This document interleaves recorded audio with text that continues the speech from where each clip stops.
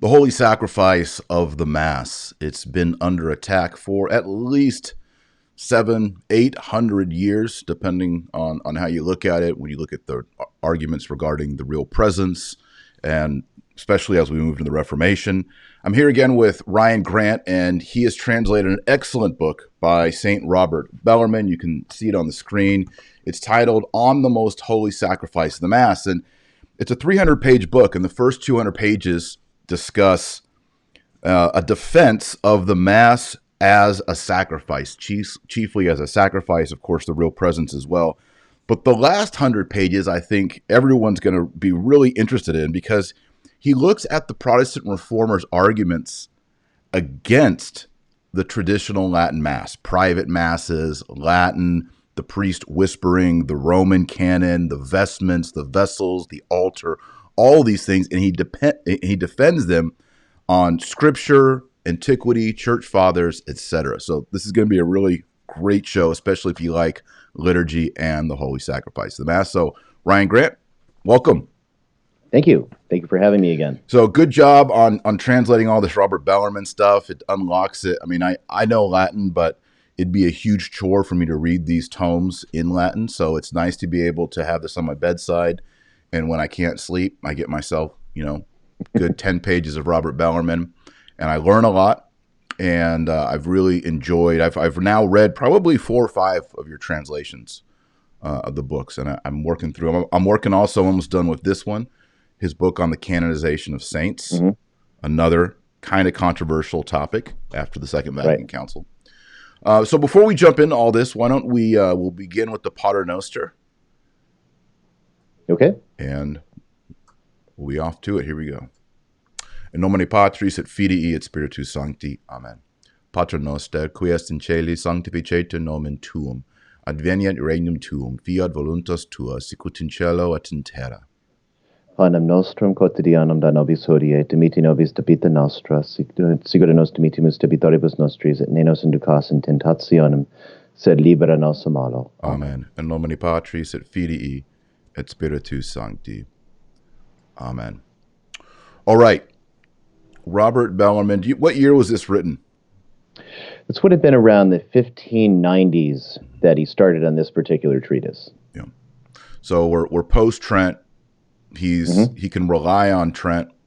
He also, it's interesting as you read this and other books by Bellarmine is, so you have the first initial Protestant Reformation, Luther, and then you have Zwingli, and then you have Calvin, and then you have a whole other generation that comes up behind them, and they're actually fighting against the Council of Trent. So, Luther, I believe, didn't he die like the year or two before Trent even began? It's right there close. I believe around the first actions of the council, he died. Yes. Calvin died toward the very, just before the last session of Trent began in the 1560s. Then Oecolampadius, one of the lesser-known early Lutherans, along with Zwingli, went against Luther on the real presence. Zwingli died before it started, and Oecolampadius died before it started. So, interestingly, a lot of people don't know this, especially a lot of Treds. The Council of Trent had worked really hard to invite Protestants to come to the council and participate in the discussion, and they had to work really hard because they did that at Constance, and they invited John Husson. And then, of course, they gave him safe conduct to and from. But then after his position was condemned and he clearly wasn't going to change his mind, they said, well, since you're a heretic, we're going to burn you anyway. Right. So that example, plagued all their efforts to bring them in. But in between, after the 13th and 14th sessions, they did manage to get some Protestants to come to the council. John Brent's, you see him mention the work. He was there. A few other Lutherans were there. And then it really became, they looked at what the council had already proclaimed and said, no, you've already erred. And that started, so the fathers, really, really graciously put up listening to them recount all the church's errors. And then basically said, hey, you guys done yet? And then the people gave some responses. Brents gave some responses. Then finally they saw that they would have no vote. And so they decided to get on out of town. So which is exactly what they did. Yeah. Then the council was prorogued again, and then Julius III never got it off the ground. And it took, then he had Pope Paul IV, who who basically said, "Oh, that Council of Trent is just blasphemous because they actually let Protestants come in there." So he didn't want anything to do with it. And then he just figured, well, I can fix all these problems myself. And Paul IV is a mix. He's half mad at that point, just convinced everybody around him is a heretic, especially Cardinal Poole in London and Cardinal Monroney, that he threw into prison, which is totally against ecclesiastical law. And he did it anyway. And there were other people, too, on his list. So, and then wait, are on you the saying other that there were popes before that broke canon law or yeah, violated? more or less. But in this case, it was with Paul IV. He's looking at all the problems in the church. He's like, I could fix these things myself. Right. So he goes on this rampage through the papal states. A lot of good, and mixed in with some bad. So, because he did give the benefit that no pope would ever have to deal again, maybe until the present, with the situation that Paul III walked into in the 1530s, where the whole city is a mess and clerical life's in absolute disorder. Paul IV takes priests living in concubines and makes them galley slaves, bishops hanging around for favors. He lets them know they're going to have the same fate unless they get out to their dioceses and things of this sort. So it did, in the apostolic datary was completely shredded. That's where you used to get all your dispensations from your job, basically, but still kept your money. Right. So he completely shredded its whole working office, removed every member of the commission, put new people, the congregation, put new people there. So in the net effect, he was hated very much by the populace because he was equally severe in the civil law, and his statues were all pulled down after his death and everything, and his family never attained the papacy again. But there's still some good that he accomplished there. And then you get to Pius IV, and then they managed to. Then now you have to work with the monarchies to even get Trent going again. Right.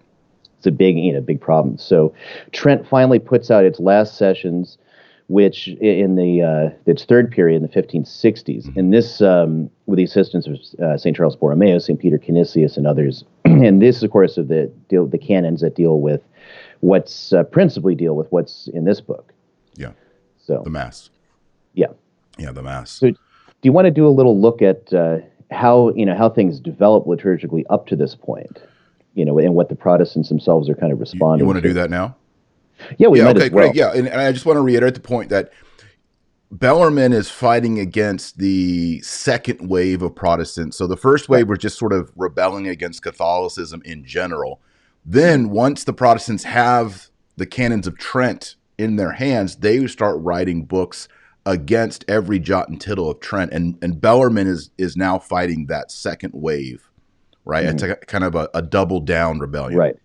And the first one, too, but the principal work he's writing against in this book is Martin Chemnitz, who's a Lutheran. Right. I believe that's the correct pronunciation of his name. But anyway, so Chemnitz, in his work, an examination of the Council of Trent, which I know is in English. I'm not sure if it's still in print.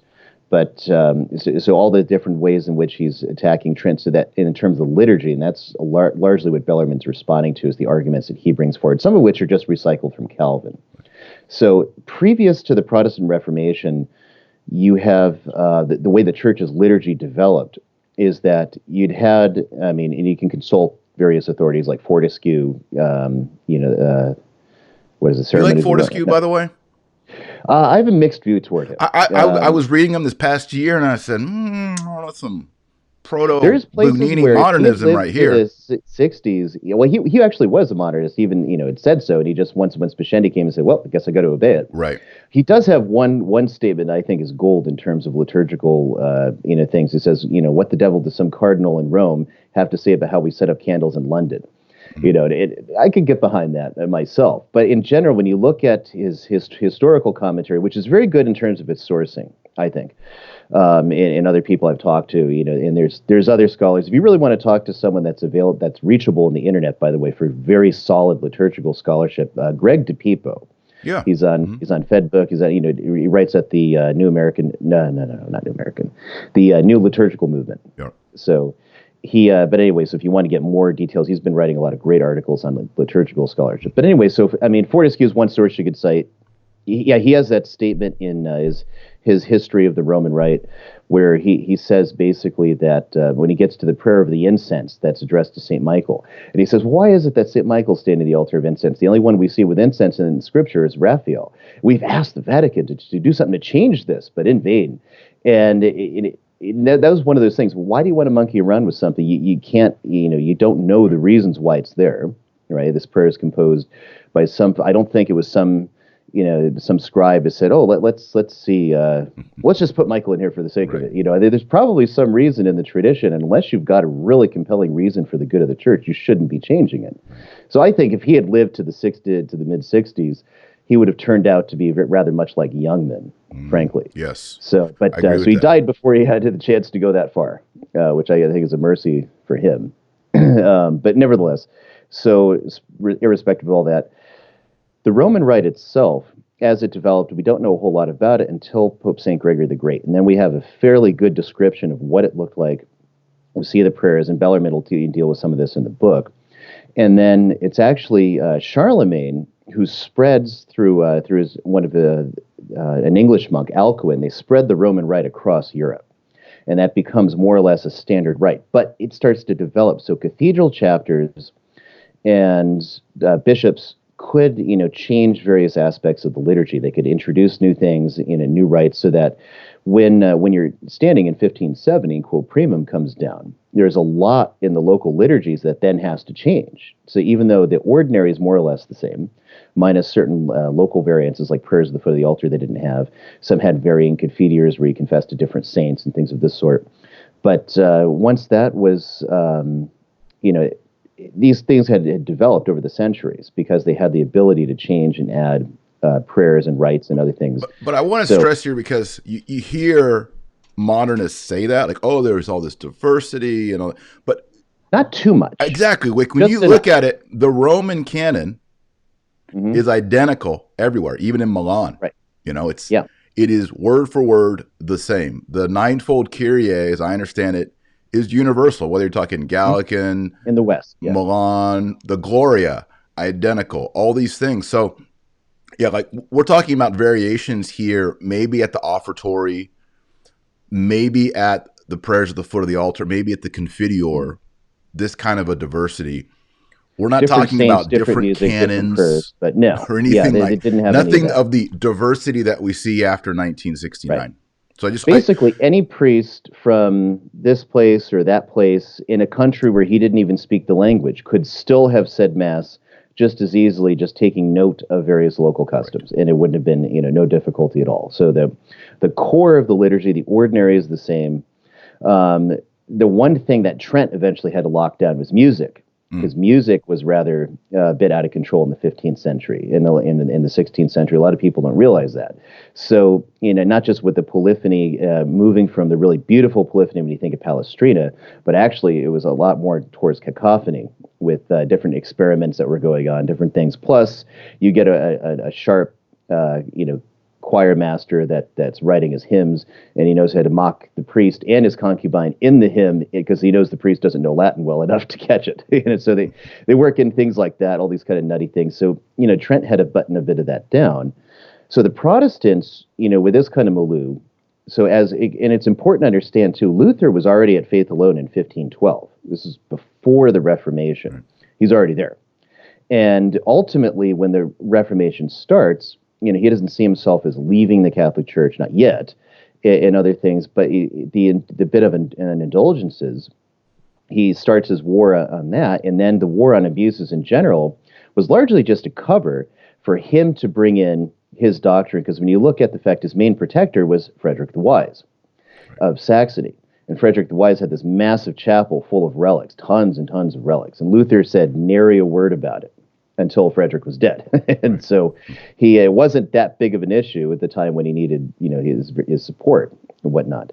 So, initially they still said mass. They still did things as normal. Yeah, the early Lutheran documents refer to the mass.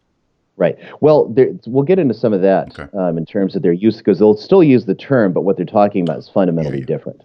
And so, like in the Augsburg Confession, when Melanchthon says, oh, well, we do keep the Mass. But what he's talking about isn't the Mass anymore. Right, yeah. Or if you look at the first edition of the Book of Common Prayer in England, it says, I think, the rite of Holy Communion, also known as the Mass.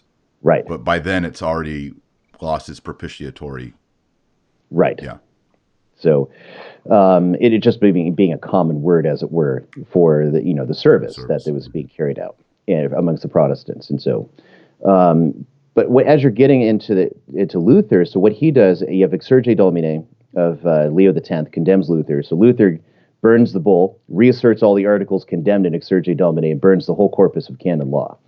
And he proceeds further in public to start establish basically, now it's clear we're in a new church. This old church is run by Antichrist. We're the real church. We're the ones who are going to to bring the true gospel in. So he concocts a new liturgy, essentially.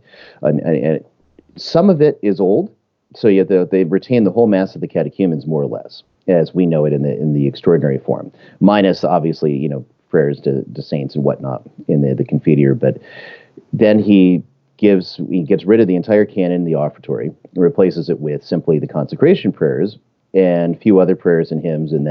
But then he says, this formula is free. You can use it at your pleasure or throw it out and make your own, right? Because the idea is liturgy is a work of the community. It's not something you've received from the authority of the church. Where have we heard that before? Yeah, I know, right? And that's the essential idea that Luther works with, and then all the communities that imbibe what was called Reformed opinion or Lutheranism, they pick up largely the same idea. So the idea that we'll insert this here, we'll take this out, we'll change this. Some of it was still in Latin, and because you had variations of the local rites, it was possible you could walk into a Lutheran church and not actually know you're in a Lutheran church just yet. Mm-hmm. Unless you were really paying attention for certain other things. And as a layman going to Mass, you might not, know, especially, where you're coming from German, and you might not know what's going on during Mass, or you might not know so much. You know what it is, and you know what's prayed there. But if, you're in like a country parish that doesn't have a choir, you're not really going to pick up on it until a little later, if you do at all. So, maybe the preaching, and if you're really well catechized, okay, yeah, this is a problem. But if you're kind of simple peasant, especially the state of catechesis in those days, you might not know. That's right. And get caught up in it all. Yeah, and there's no blogs or anything to consult. It's just, oh yeah, well, we're doing it this way now. Mm-hmm. Oh, okay. Yeah. I mean, then you have what Calvin. Are they going to say? Are they going to go and pull off the shelf their books or get online? No, there's no communication. Right, and they're illiterate. Books are expensive. Most people do not know how to read, and unless you're a merchant or something like that, and if you're average peasant farmer, you might know some reading, but probably not, because it's simply not useful for your daily work. Right. So, and by the way, not extolling illiteracy, by the way, either. It's just a fact of the day. Mm-hmm. So, anyways, you get to Calvin, and so Calvin makes it even simpler service, and basically retains nothing of the Mass, or it gets rid of as much as he possibly can. Obviously, certain framework that you see in the Fathers, so scripture readings. He does have the Lord's Supper, as he calls it, but it's not, formal Calvin teaching is not, it's not the real presence. So there's like a spiritual grace that happens when you receive it that unites you with the Lord, but it's not actually his body. It's just bread for Calvin. And the bigger thing is all the ceremonies. He says that basically you can use any ceremonies you want, provided they're founded on the Word of God, not the superstitious popish masses. And Calvin says it must be found in the New Testament to use it. Yes, so it can't be, so he'll say no incense, even though it's in the Book of Revelation, the Apocalypse.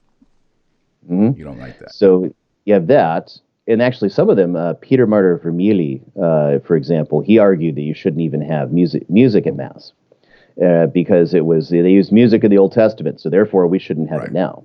Yeah. The Calvinists, and even in Scotland, they were against musical instruments. Mm-hmm.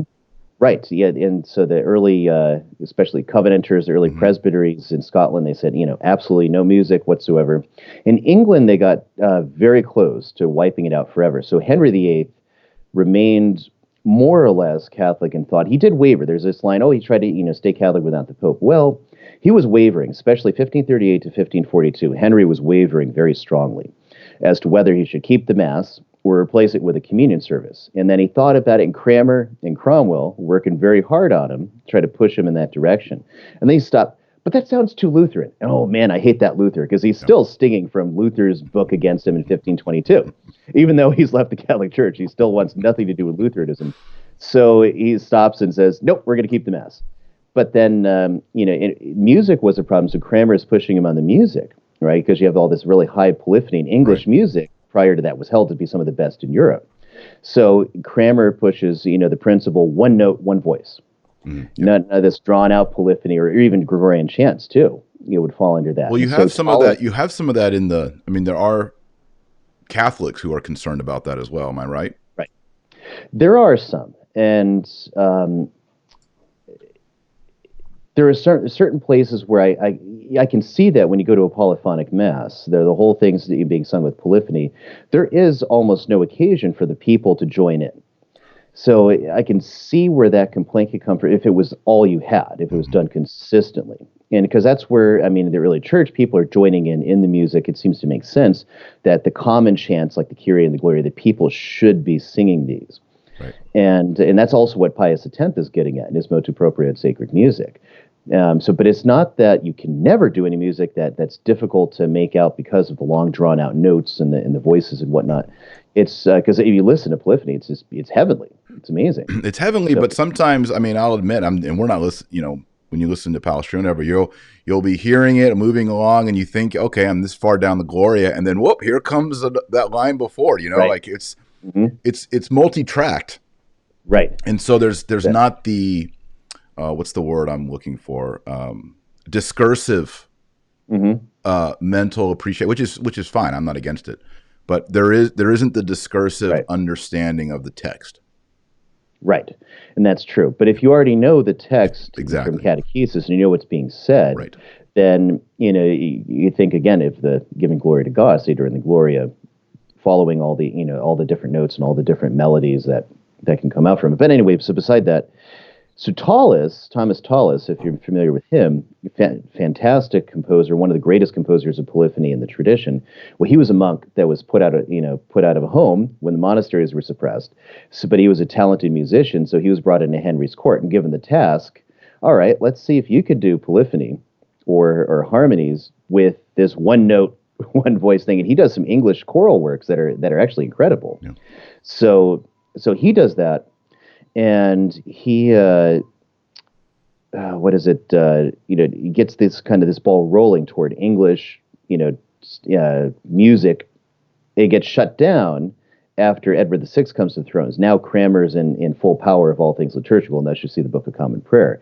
So all music, except for maybe the congregational singing of a hymn, of a psalm, or something in like some hymn form, that could be tolerated, and that's about it. But then Edward dies. Mary comes to the throne, restores Catholicism, and Tallis is right back at work composing Catholic polyphony again. And then Elizabeth comes to the throne after Mary's death, and then Elizabeth, she liked the good church music that her father preferred and her sister preferred, and that's what she wanted. So now Tallis is at work doing, again, Catholic polyphony for a Protestant service, even though he remained Catholic. So that's the kind of the thrust where England has this kind of choral tradition that other Protestant communities don't have. Yeah, when I was an Anglican priest, we had some great music. Mm-hmm. Yeah, you still do. And what's interesting is people will be surprised to hear this. We even retain Latin as Anglicans. Now, in our parish where I was, it was only on, I believe, Easter Sunday. The Kyrie, the Gloria, the Agnus Dei, I'm not sure what else, would be polyphonic Latin on Easter morning. And the other thing is in the Anglican Church, we don't have the custom of the Tridentine, where when there's a really long polyphonic Gloria, the priest goes and sits down. Right. As an Anglican priest, I just stood up there, man. Ad orientem, by the way. Back to the people. I'll just, this is long. Well, we're about halfway. You're sitting there waiting at the altar. So that's why it was shocking when I became a Catholic to see all the nonsense and the crummy music and the liturgical abuse. Right. Even the Protestant Anglicans retained more than places after Vatican II. Stunning. I had a music teacher that said that she, music history, I'm not a particularly talented singer, but she said that she actually, had a hard time converting the church. It took her an extra 15 years because the music got so bad in the 80s and 90s especially.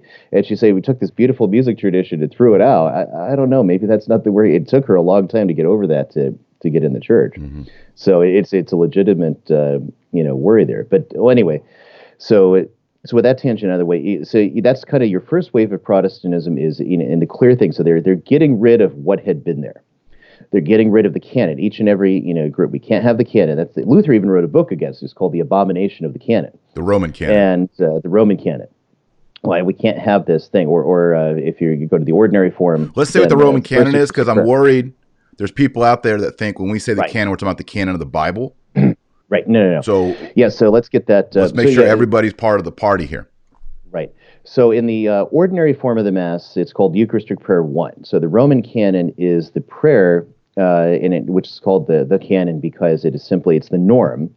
And it's the prayer that the church is the oldest prayer from antiquity. You've probably heard somewhere that Eucharistic Prayer 2 is the oldest one. It goes back to Hippolytus, but that's actually been debunked a number of times by scholars, both for and against the traditional Mass, both non-trads and trads.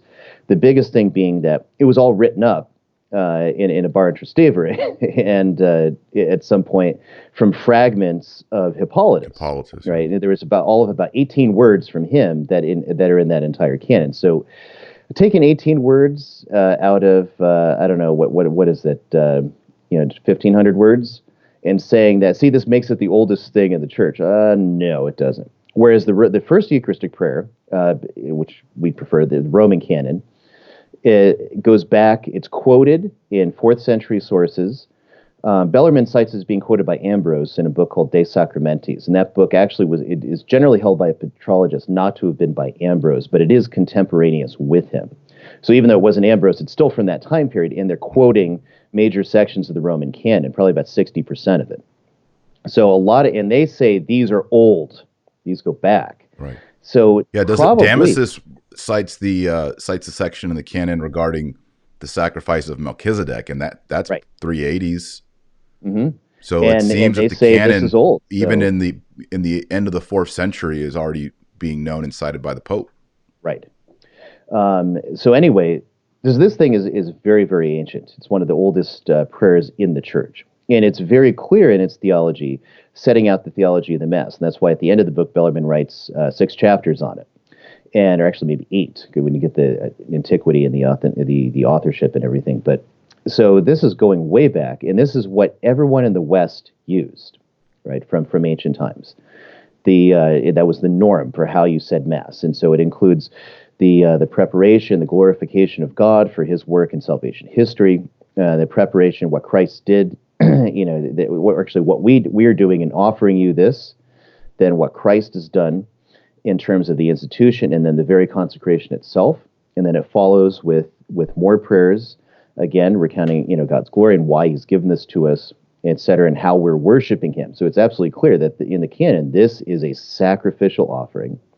It's being offered in honor of the saints, right, in suffrage of the souls in purgatory, right. The priest is acknowledging Christ present on the altar. He calls for the angel to take the transubstantiated offerings to the heavenly altar. There's a lot of metaphysical things happening in the Roman canon. You can see Protestants aren't going to like this. Right. So they all took it out without it. Now, the closest thing that maintains the most of the traditional Mass is Cranmer's Book of Common Prayer. A lot of it is even the 1553 book is just a translation of the Sarum Missal into English. I'm going to have to differ on that. No? Yeah. All right. So there was originally a full translation of the Roman canon that was made, and actually the Anglican Ordinary has the right to use that. But it wasn't made by Cranmer. I think it was translated by Coverdale, the same guy who did the Psalter. Interesting. But by the time Edward came along, he didn't want that. Mm. So as I understand it, it was never actually used in England. Okay. That Coverdale Roman canon, but it was known and it was used. Right. Well, I wasn't referring to the Roman canon. I was just referring to the Mass itself. That a lot of sections were translated from there, rearranged and ordered. Anything that didn't seem to offend Protestant doctrine. True. So, yes. But what ends up getting promulgated, again. But I just wanted, just for clarity, because I talked to Anglican Ordinary and they're like, well, we just use a translation of the Sarum Mass, and technically they're using a variation of the Sarum Mass rearranged and modified by Thomas Cranmer. Sorry, this is just one of my pet peeves because I used to be an Anglican priest. And I just want to say it, and people get on my case about it, but that's just the truth of the matter. It's not right. If you went and I did a paper on this. If you go get the Sarum Missal and you translate it, or you just put it line by line on an Excel sheet next to the Cranmer Mass, it doesn't match up. You can see obvious places where it's copied, but it's not a word for word translation. Sorry, just a pet peeve of mine. Right. Anyway, so all of what they've done though is, of course, strip this away, and so sometimes their services are spontaneous. Sometimes they follow a written form, using various things. As long as we can find it in Scripture, saying the Psalms and the New Testament, then it's good. We can use that. So that's more or less how their worship is, and then they're defending that. So the Council of Trent, when it takes up its various canons dealing with the liturgy, dealing with the Mass, and it condemns all of the propositions. And it's important to understand, too, that when Trent is condemning these various propositions on the use of vernacular, on these things, they're condemning the propositions that the Protestants themselves have taught. Right. And so, for example, we have the canon on vernacular. It says, if anyone will say that Mass in Latin is of no profit whatsoever, and to be profitable for the people, it must be said in the vernacular, let him be anathema. Trent's not anathematizing the use of vernacular. They're anathematizing the statement that anyone who says you can't say Mass in a sacred language, that's what they're anathematizing, is that position, that you can't say Mass in Latin or Greek or what have you, and it can only be in the language of the people. Which actually is important, because I've seen people on two sides of things. You do see people making that very Protestant argument today against the extraordinary form, or against even the new rite in Latin. Right. And then on the flip side, you have certain traditionalists that pick up this canon. See, you can't even say Mass in vernacular. It's against Trent, right? And that's not what Trent is saying at all. So it's important to read it in its historical context. Everything in these canons are things that Protestants taught that Trent is now refuting. And so that's where so they get so Chemnitz comes around, he doubles down, and again the Holy Eucharist and the Mass itself is now held to be the worship of Antichrist and so many things, and that's where the Protestants kind of set out from there. So Bellarmine picks up again on they use the very word Mass. The second wave of Protestants are taking that word Mass and saying, see, this actually is Mahutzi, which is the guy which is the devil, which is the man of sin, that the man of sin is going to worship. So that with the papists, obviously worship the devil. Look at that, because the Pope's the Antichrist. It's crazy that they came up with that they actually say the word Mass is a false idolatrous god, right? Like Pachamama or something. Yeah. Now, precisely. The main argument that Luther and Calvin and Butzer and Cranmer, all these guys are making, is that the holy sacrifice of the Mass is idolatry, and it's a sacrilege. Now, that's hard for contemporary Catholics to understand, and even modern Protestants are like, oh, you have Mass, that's cool, whatever. They don't understand how violently the original reformers reacted against the holy sacrifice of the Mass. So explain why Luther and Calvin, these guys, were so against the Mass and called it idolatry, superstition, sacrilege, etc. Principally, they use the argument that, well, here you are, you're worshiping bread. Although for Luther, this was not as much of a problem as for Calvin and others, or even later Lutherans. But you're offering this bread up, but Christ offered himself once and for all. Right. So they take that in the New Testament. So the sacrifice of the cross alone is the only sacrifice you actually have. After that, all sacrifices cease, they say. So trying to do a new sacrifice, you're either sacrificing Christ again, which is blasphemous, or and of course for Calvin, you're offering bread up, and you're saying that this becomes Christ's body and blood, and you're worshiping it. And since Calvin rejects transubstantiation or any notion of it, the idea that it is Christ's body, he's completely rejecting that. So therefore, these Catholics are worshiping bread, and that's idolatry, right? And so, which is true. If we're wrong about this, we're worshiping bread. That's idolatry. We're going to go to hell. Think about it, people. Mm-hmm. And that's challenge your faith. What are you doing, right? So that's we're worshiping God, But for them, no, no, no, you're not worshiping God. You're actually, committing this idolatrous act. So, and also because I think we talked about it in the last time I was on, but in Book 3 of On the Roman Pontiff, Bellarmine, it's a whole treatise on Antichrist. The reason being that it was the ecumenical doctrine of all Protestants, irrespective of whether you followed Calvin or you followed Luther, or you were English, or you were an Anabaptist. This is the one thing they could all agree on across the board, is that the Pope is the Antichrist. And that was the thinking. And so Bellarmine goes through has to go through the sources and through the fathers to show why, no, the Pope can't be the Antichrist because of this, that, and the other thing. Where the Antichrist to be born, according to the fathers, who he's going to be, what nation he's going to be, what, the type of things he's going to do. And what Pope's ever done these things, what Pope's ever been born here and come to the pontificate, etc. Right. So these are the arguments he gives on that vein, in that vein. So, but again, so you need to justify this claim that the Pope's the Antichrist. And so this is just another layer of it. That, and they have these idolatrous masses that they offer, which only, would obviously be done by the followers of Antichrist. Mm-hmm. And there is an abuse that Luther and them are aware of. Unfortunately, they reject apostolic doctrine, but they are seeing that you have priests who are not there, what we would call a mass priest or a sacerdos simplex. Is that the right term? Sacerdos simplex? So these were priests. They weren't allowed to hear confessions. They weren't allowed to preach. But basically, you would receive so many mass stipends at monasteries, chapter houses, cathedrals, and their job would be to say a mass daily and just get it done. And they really, maybe didn't have a spiritual life, and they didn't preach. They had no pastoral responsibilities. They were kind of they were a mass priest. They were functionary.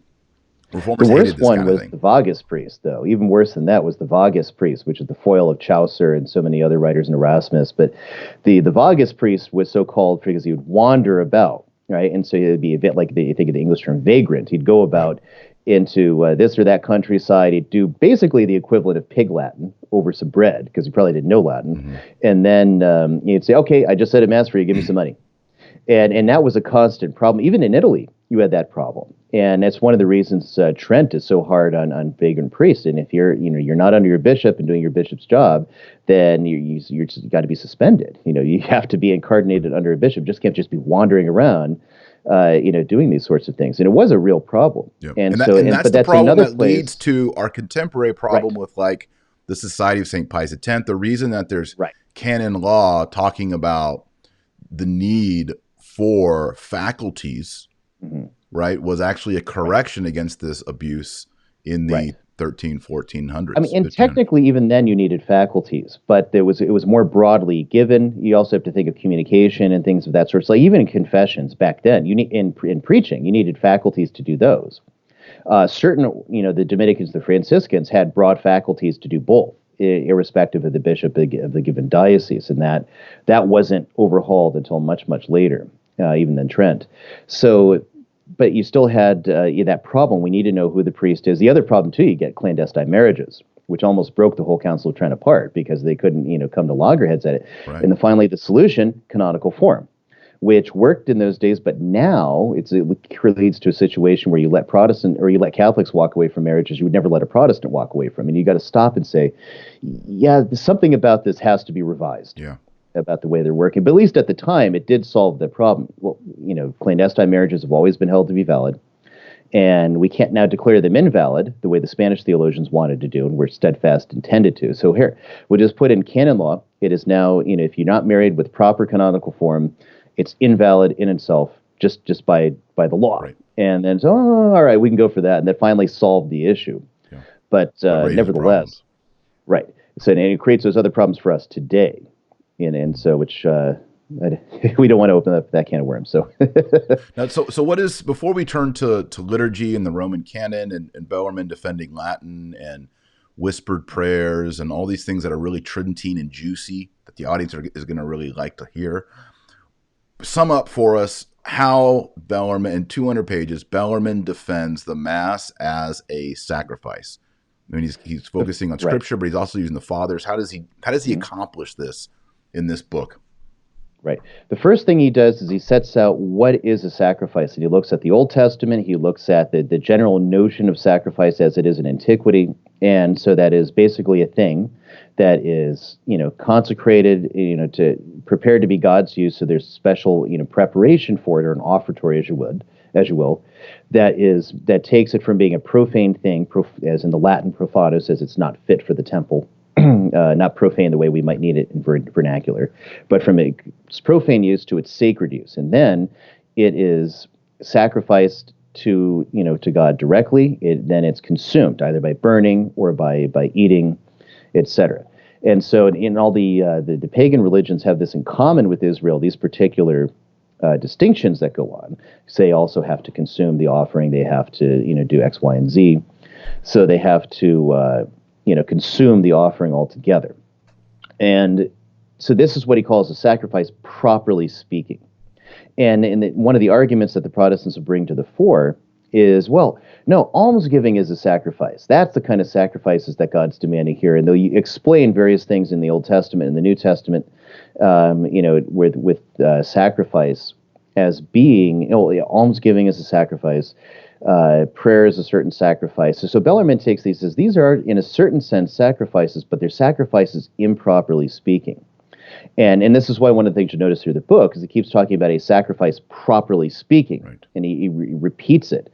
He could basically hammer that point home in these distinctions.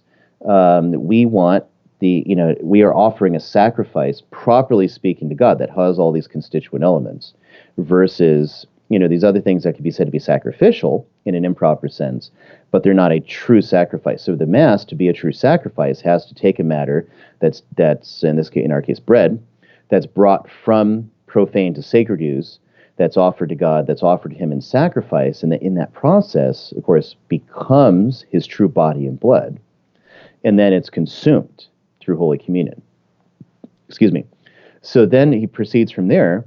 He looks at various opinions of Protestants, and he picks up the defense from the Old Testament. And he starts with Melchizedek, which is, the principal and most important one. He's named explicitly in the Roman Canon. In Scripture, it even makes note of it, the sacrifice according to the order of Melchizedek. So Bellarmine goes, what exactly will be that sacrifice? And he looks back in Genesis, and it's the offering of bread and wine. Which he does, which Melchizedek offers, and then of course the main Protestant argument there is no, they're not offering anything. Melchizedek's just giving Abraham and his men food after the battle of the hungry? kings. Got some bread, some wine. Let's yeah, but why is it Bellarmine called? Shows how is that going to work? Because it's they've already got the spoils from raiding the baggage camps of all the kings they just fought. Yeah. So they actually don't need anything. It's rather, and it was given to them to consume.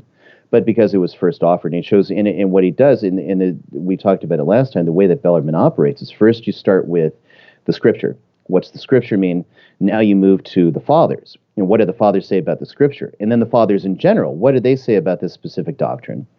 And then reason, wherever it can be applied. So so the biggest thing is the scriptural exegesis, which we're seeing here, and the consensus of the fathers around these different views. And so with Melchizedek, he shows that there's going to be an eternal priesthood, a priesthood that won't end. And there you have to draw that distinction between the priesthood of Aaron, right, where Aaron's priesthood was by propagation and succession, right? So his priesthood continued because more men would be ordained in the tribe of Levi. And so you'd have, more sons. They raised up their priests because they're from the tribe of Levi. And so that's how that process was carried out. Whereas Melchizedek, it's going to last forever. And it's not going to happen by propagation, but by the continuous, basically because Christ is the priest, and he is the true priest. And he goes more into this in his book on order, which I haven't gotten to yet in translation, but where the priest is made another Christ, and this is principally what's perpetuating that order of Melchizedek, and it exists in the church. And he shows that if the order of Melchizedek is not offering up the sacrifice of bread and wine, if it is not this priesthood doing it, then there is no fulfillment for that type. Right. It's not existing. And then the Protestants say, well, Christ is a priest forever. Christ lives forever, right? So of course it exists forever. And then Bellarmine says, but what does St. Paul say in Hebrews? Every priest has to have something with which he offers. Right? He's got to have something to offer to God. And if he has nothing to offer, he's not a real priest. Mm-hmm. And so if Christ is not offering anything daily, right, because the cross is once and for all, and that sacrifice in terms of its not its application, but it's being carried out, has ceased, then he's not actually offering anything daily, every day. And therefore, there has to be this other thing that is properly the sacrifice of Melchizedek that is offered up on a daily basis to fulfill that type. So he moves to the figure of the Paschal Lamb, which I should probably be more obvious, but then he gets to the prophets, and he gets to Malachi. Yeah, I was just about to say Malachi. Right, and that's the longest one of this Old Testament treatment, day by day, throughout all the nations of the world. And he says, this can't be fulfilled this way and that way, right? It can only be fulfilled in. Why don't we read that prophecy?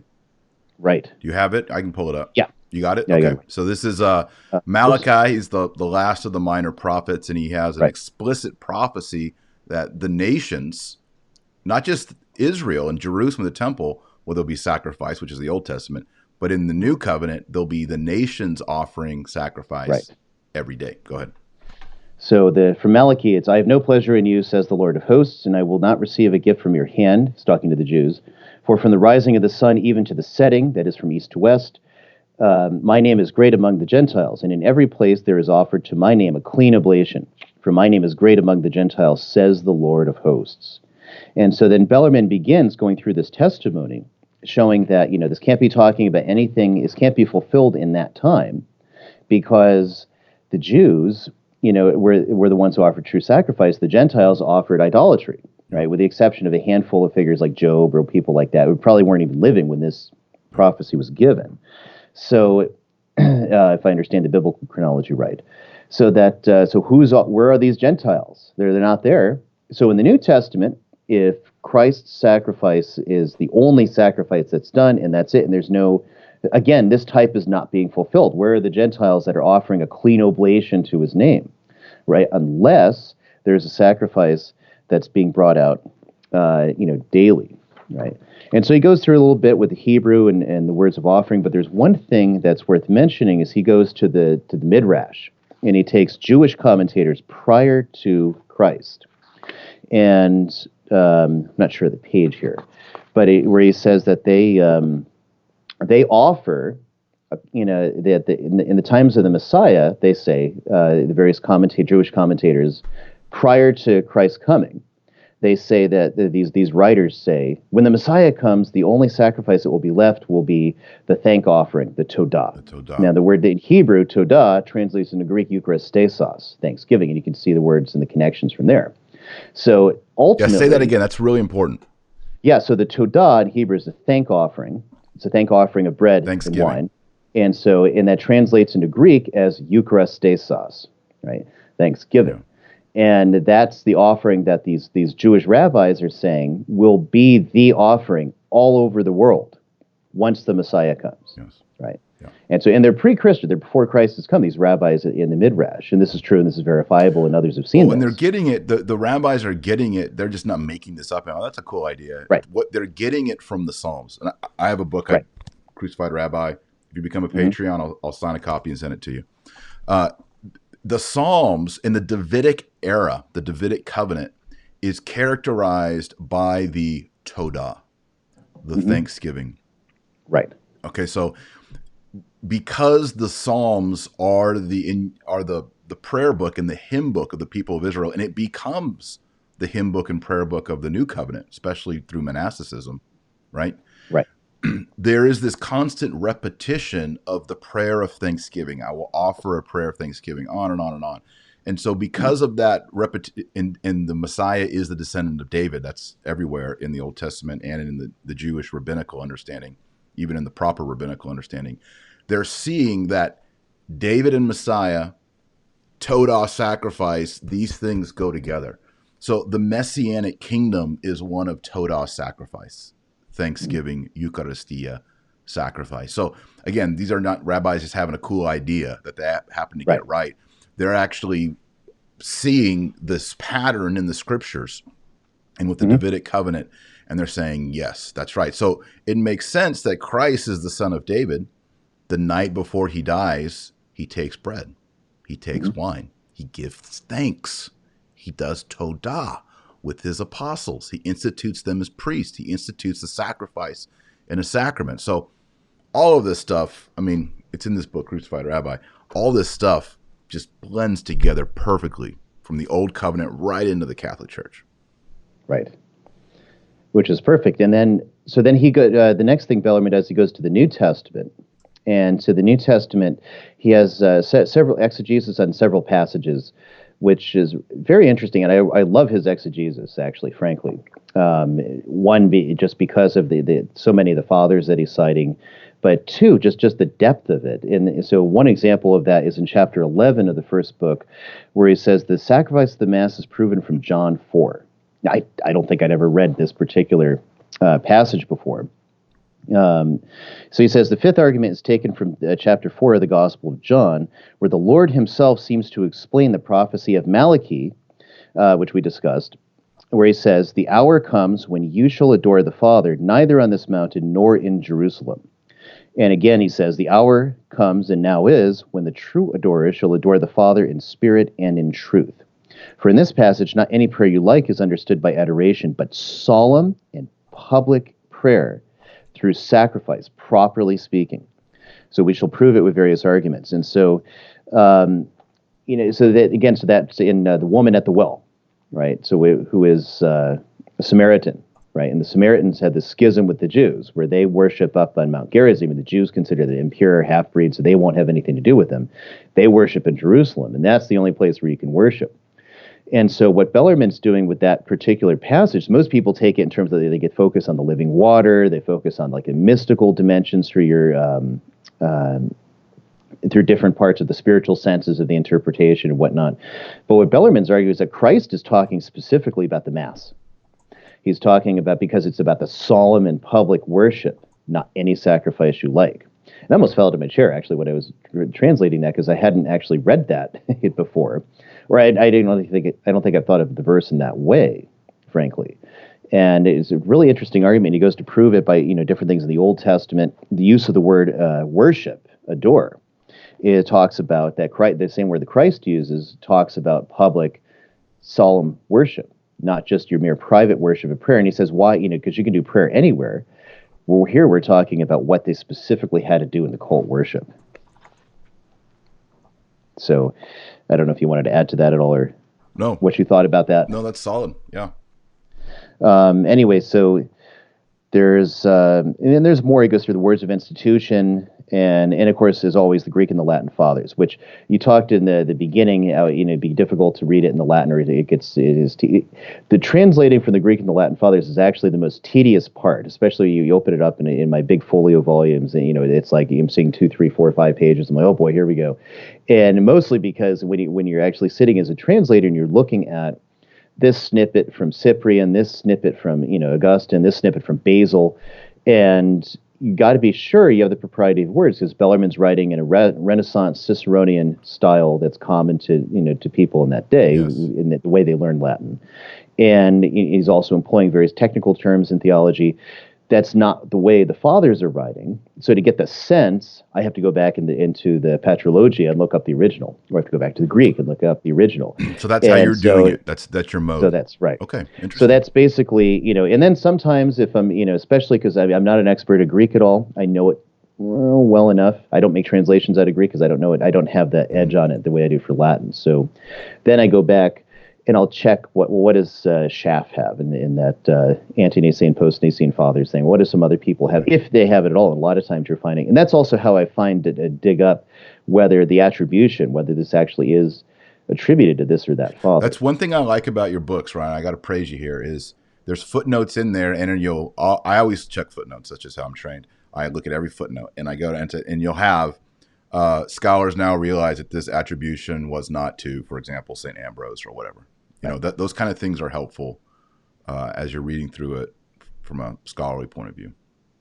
Which good. I'm glad they're helpful. They're also very tedious in those parts, but it's got to be done. It's the only way you're going to get through it. So, nevertheless, so that's more or less. I mean, there's many more arguments he has. Law and sacrifice. The other one that was interesting is the rite of altars. So we talked before about that Mass as a sacrifice is proven from the rite of altars, that basically when you want to offer a sacrifice, you set up an altar. And that's what they do in the Old Testament when the pagans offered sacrifices to the demons, as it were, the false gods. They set up an altar. They raised up an altar, and so anytime you see an altar, you understand sacrifice. So what do the fathers say about altars? And every time, and the fathers are talking about it, Greek and Latin, both of them. Yes. And then he adds on, and look at with what fury the Calvinists are ripping down the altars because they can't stand to hear the word sacrifice. And that was another one where I almost fell out of my chair because I'm looking at that and I'm saying, wait a minute. Let's look back to 1967, 1968, 1970. And with the fear, I mean, you just look at the altar to the Holy Spirit in St. Peter's, that Bernini himself, one of the greatest, probably the greatest sculptor. And I love Michelangelo, but the things that Bernini does are even beyond Michelangelo, I'll frankly. roll with you on that. I agree. Good. Yeah. And so I know some don't, so you send the hate mail if you like. But anyway, what did they do? They jackhammered the thing out and threw it in a dumpster. I mean, Bernini himself put this in. This should be a work, at least put it in a museum or something. And they literally jackhammered the thing out and got rid of it. And it put up a table mensa. And you look at the liturgical journals in that time, what people are writing, and they're all emphasizing the meal notion of the Mass, and they're very quietly, some are explicitly saying it, but most are just kind of subtly saying, yeah, we don't believe in sacrifice. This isn't sacrifice, It's wrong. It's Lutheran. Look at what they did. Heretical. It is. Look at what they're doing. They're ripping down all the high altars, right? And I gotta also call out neo-catechumenal way. They do this kind of junk. Oh, table. Right. In the early church, they sat around tables. That's baloney. Right. Every single church father, East and West, Greek and Latin, it's altars. The oldest known church with an altar in it has it set up ad orientem. And it's in the center. It was never in a circle. It was never over to the side. It was the center of Christian Catholic worship. Period. There's another good book to recommend on that. Father Uwe Lang. He's an Oratorian. He's German. The book's in English. He wrote an excellent book on Ad Orientem about 10 years ago, I think, and where it basically took, frankly, in my opinion, destroyed those arguments on facing, that in the early church faced the people and stuff like that. He just completely refutes them from the sources and just shows how, they're completely false. Yeah. And we could go on about Ad Orientem worship. He doesn't address it in here, principally because some of the Protestants still celebrated Ad Orientem at different times. They'd offer up prayers, facing the Lord. Yeah. And it wasn't, even though, but in many communities too, they'd also, like when they do the Lord's Supper, they'd face the people to make it, absolutely clear that they were not offering a sacrifice, and that was their purpose. But it wasn't a pronounced enough thing that he had heard about. So, because it wasn't like anything they wrote on at great length, it was just something that they were doing. Yeah. For that reason. I think Booster mentions it somewhere, unless I'm mistaken, and then probably also Peter Martyr, Vermigli, not Saint Peter Martyr, obviously. The Protestant version. Peter Martyr, Vermigli. Well, it's interesting because in Anglicanism there were two customs. One was to retain the Ad Orientem. This was more in your high church Anglicans. Mm-hmm. Right. The other was called North Enders or North Ending. Have you ever heard of this? It sounds familiar, but go on. So some of it had to do with typology, with the way that the altar of sacrifice is set up at the temple. But what would happen is, so Anglican churches, because they're medieval and they once were Catholic, they're all set up to the east. They're facing the east. And so what would happen is so the altar's facing east, the other way is the west. So what they would do is they would stand on the north end of the altar so that their right hand is facing the congregation and their left hand would be facing east. Mm-hmm. And they would recite the Eucharistic prayer from that position. Interesting. Yeah. And it's a very low church thing. And I've seen low church Anglicans do it. They're very proud that they do the north ending. Right. The origin of the Ad Orientem for the high church, though, comes under Bishop Laud. And William Laud, who was the Archbishop of Canterbury under Charles I, tail end of James I, and beginning Charles I. And so for him, he was really concerned that because Henrietta Marie, Charles I's queen, was French. She was Catholic, so she had her embassy chapel, and they had mass in the embassy chapel. And so people, the nobility, would come and see it, and they'd be struck by the beauty and kind of overawed, and say, "Wow, this is great!" And they'd start converting to Catholicism. The Duke of Buckingham, Charles I's, best friend, his mother and his sister converted to Catholicism. So Laud is like, all right, we got a problem on our hands. We need to show that Anglicanism has the beauty of holiness too. Right. So and there's a lot of scholarly studies on this raising of the altars in England, right? The rood screen. William Laud put it. He started saying we need stone altars. Right. I don't want freestanding tables. I mean, he was Anglican, he was Protestant, but he was very Protestant. But on this side, he has a lot of Catholic ethos. And Laud was citing the Greek and Latin fathers in his support for doing these things. Mm-hmm. He was. So, and then which made him, all the more hated with the Presbyterians and the Independents absolutely hated him. That's why they made sure to to execute him, get the bill of attainder on him. But anyway, so back to Bellarmine. Anyway, so he goes through all these different arguments on the subjects, on sacrifice, and he finally gets to the last chapter. What does the essence of sacrifice consist? And this was kind of an interesting chapter because he reviews various Catholic opinions. So what part of the Mass properly constitutes the sacrifice, right? And he gets to so as he's going through these opinions, he shows why they're false, and then finally he gets to the last position that he's got. Let me just get to it. No, not there. Sorry, I do it on the computer, but then it starts shaking around because my laptop table's kind of shaky. Let's see. Trying to find exactly where it is. While you pull that up, I'm going to I put a verse on the screen for everybody. This is Hebrews 13:10, where St. Paul says, "We have an altar whereof they have no power to eat who serve the tabernacle." So he's talking about the Jewish priests.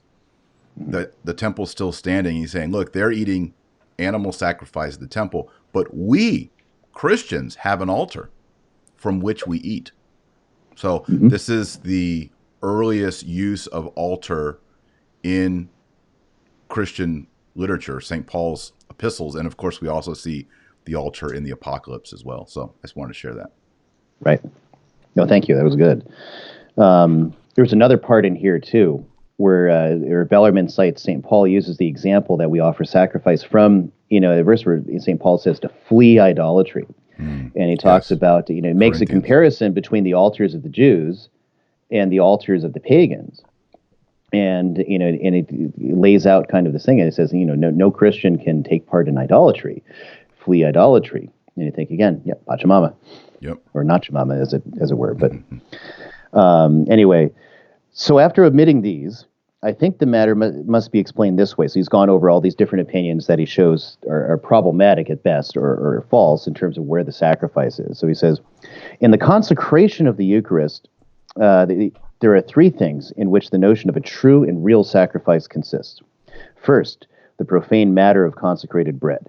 For bread is an otherwise earthly and common thing, but through the consecration, it is turned into the body of Christ, the most sacred thing of all. Secondly, in the consecration, that thing which has been consecrated from the profane is offered to God, while it is placed on the altar of God. For as we said above, to place the victim on the altar is really to offer it to God. And because by the force of consecration it happens that the body and blood of Christ begins to really exist upon the altar by the medium of the hand of the priest, so by the words of consecration, a true and solemn oblation is celebrated. Now, and he goes on a little bit more. The fact that at some time the sacrifice was celebrated without an altar is not opposed to what we just said, right? Namely, persecution and house worship, under the Roman period. For here we do not make a disputation on the altar of stone. Rather, we call everything an altar where the victim that was affected by the words of consecration is received.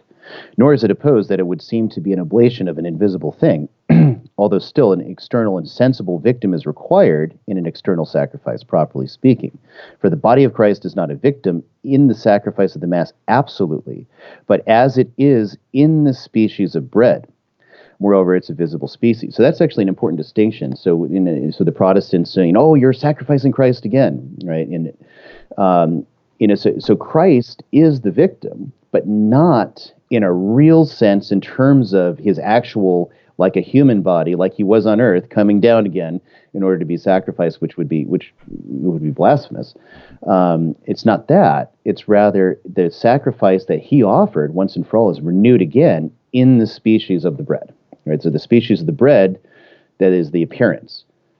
It's no longer actually bread. It's now his body. And that sacrifice is renewed and consists in that through the sacramental species.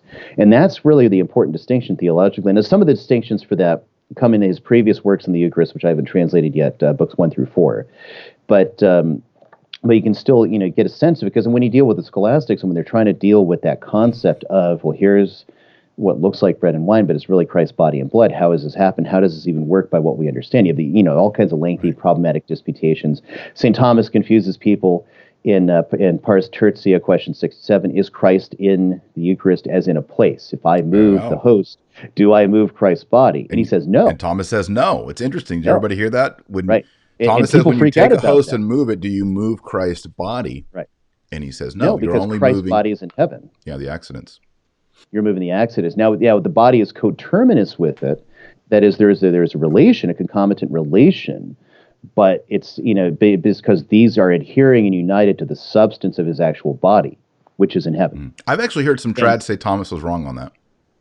Yeah, I disprove it. Right. I hear people say that, but it's largely, in my experience, it's been people, they don't apprehend the argument. Right. Because they're not accustomed to the complicated. They don't have enough philosophy really to understand what Thomas is getting at ultimately, and they think that he's denying Christ's body in some way. Yep. And I think that's where the hesitation comes. Where they want to say Thomas is wrong. Thomas Aquinas denying the real presence. I mean, it's just insane. Right. Another thing that Thomas talks about is when the priest says the words of institution, and he says, "This is my body." The bread transubstantiates. When he refers to the chalice of the blood transubstantiates. And Thomas says that it's a symbol, it's a sign. It's really the body and blood of Jesus Christ, but the having of a visual separation of the body and the blood is a sign of death. If I took all of Ryan's blood out of his body and separated it from his body, he would be dead. So what Thomas is saying, and other Catholic commentators, doctors of the church, are saying at that moment in the Mass is signaled to us, the recipients, those present to the priest, the death of Christ. This is the death of Christ. And then when the priest takes a particle of the host after the canon and says, "The peace of the Lord be always with you," he makes a triple sign in the Tridentine rite and drops the host. Those three signs are the 3 days. In the coming together of the body and blood again is the sign, a signal of the resurrection. Again, these things aren't actually happening in liturgy time there. These are just signs in the Mass communicating spiritual realities to us. I think Thomas has a whole section on that. I do in the New St. Thomas Institute. We go through every single mystical signification. I think that's the term he uses in Latin. I have to go back. But there's these significations that are happening through the Mass that are communicating these realities of sacrifice to us who are present. Right. So Bellarmine goes through these kind of things in the previous book, although he skips a good deal of the scholastic disputation. The reason being the Protestants rejected, right, for the most part. Yeah. You do have a few Protestants that later on, like in the 1600s, will admire scholasticism and whatnot, and some of them really are scholastics. But in general, especially the early ones, Luther, Calvin, and then the second wave, especially Chemnitz, Illyricus, whatever, Bucer, they hate anything to do with scholasticism. And so that's one reason why St. Robert quotes Thomas very sparingly. When he needs to, or it's important for the discussion of like some point on what the Catholic teaching is, he'll do it. But he doesn't lean on Thomas as an authority because that authority is already going to be rejected a priori. Yep. So why use it? So that's that's one of the reasons why that's the case. It's strictly the authorities they do take seriously, Scripture and the Fathers. So. We could probably go on, more on that, but that's Well, that's the let's last look at chapter some of of book these one. because we're over an hour here. Let's look at some of these things. I'm going to Yeah. read off some of the headings here. So on private masses, arguments Hmm. against private masses, the use of certain languages, i.e., Latin. Not everything in mass should be said with a loud voice. The ceremonies, the author of the Roman Canon. That's really interesting. I really enjoyed Hmm. that. And then he goes through the main prayers. He denotes 6 prayers of the Roman Canon. So let's break down some of this liturgy, because since Vatican II, many of the arguments that he's arguing against have been re-raised Hmm. by liturgists.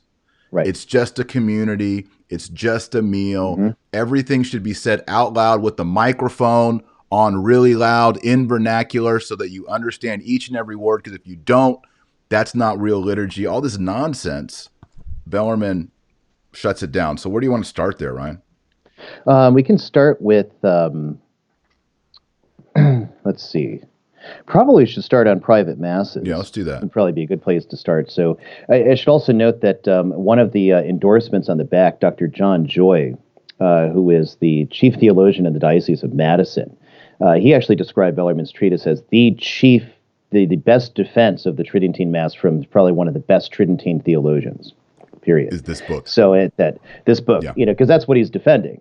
Right. And it's remarkable, like you just said. And if you go to Bonini's, one of the major figures of the Reform, Annibale Bonini, if you go to his memoir, as it were, of the liturgical reform, I forget the precise title. I always get it wrong every time. I think it's Reform of the Liturgy, 1963 to 1974, or something like that. I always get that title wrong. So it's in storage somewhere because merely for archival purposes. Bonini actually notes that he had someone make translations from Protestant works into Italian so he could read them out of German. Unbelievable. So he is a little surprised, I think, that some of the things that he starts passing down that others in his circle pick up that become the big thing to talk about in liturgy actually have their origin in Luther, Calvin, Chemnitz, Bucer, Peter Martyr, etc.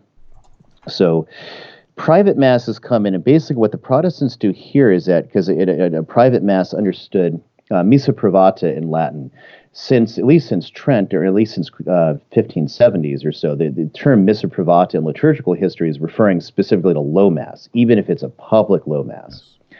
So there's got to make a distinction there already between that and then when we talk about a private mass, and basically where the priest is going to celebrate mass, it's not like an official parochial mass. He's at a side altar. Mm-hmm. Here's something. Whereas on the other hand, if you have the parochial mass, that's the mass that's offered that day for people. That's always considered chant, a public incense, mass.